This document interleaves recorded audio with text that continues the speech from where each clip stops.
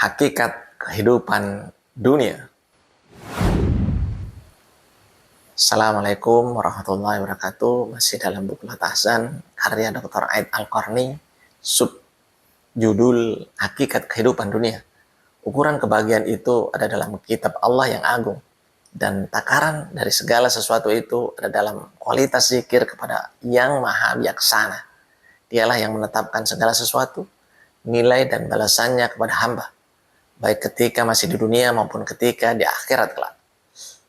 Dan sekiranya bukan karena hendak menghindari manusia menjadi umat yang satu dalam kekafiran, tentulah kami buatkan bagi orang-orang yang kafir kepada Rabb yang maha pemurah, loteng-loteng perak bagi rumah mereka dan juga tangga-tangga perak yang mereka menaikinya.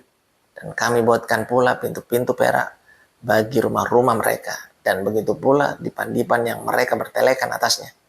Dan kami buatkan pula perhiasan-perhiasan dari emas untuk mereka. Dan semuanya itu tidak lain hanyalah kesenangan kehidupan dunia. Dan kehidupan akhirat itu di sisi Rabb-mu adalah bagi orang-orang yang bertakwa. Quran Surat Az-Zukhruf ayat 33 hingga 35. Ayat ini menggambarkan dengan jelas tentang kesementaraan, nilai-nilai materi dan status sosial yang meliputi kehidupan, istana-istana, rumah-rumah mewah, emas, perak, dan kedudukan sosial.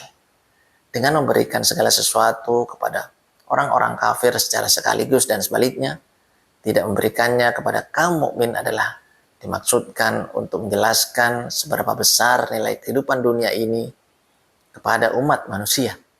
Dengan kata lain, itulah ketidakberhargaan dunia. Utbah ibnu Ghazwan, seorang sahabat Rasulullah yang terkenal itu, heran ketika ia sesekali berkhutbah Jumat. Ia bernostalgia bagaimana getirnya saat itu ketika bersama Rasulullah, ketika hanya bisa makan daun, baik pada saat-saat jihad, pada saat-saat bersenggang, dan pada saat-saat bahagia. Kemudian bagaimana ia meninggalkan Rasulullah untuk menjadi seorang penguasa dan seorang hakim. Menurutnya kehidupan yang harus dihadapi sepeninggal Rasulullah adalah kehidupan yang sangat tidak berharga. Kulihat orang-orang yang sengsara tidak bosan, walaupun mereka harus telanjang dan kelaparan.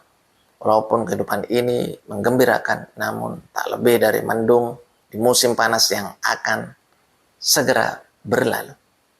Saat Ibnu Abi Waqqas merasa kebingungan ketika diangkat menjadi penguasa di Kufah sepeninggal Rasulullah, ia melihat kenyataan yang sangat berbeda dibandingkan saat bersama Rasulullah.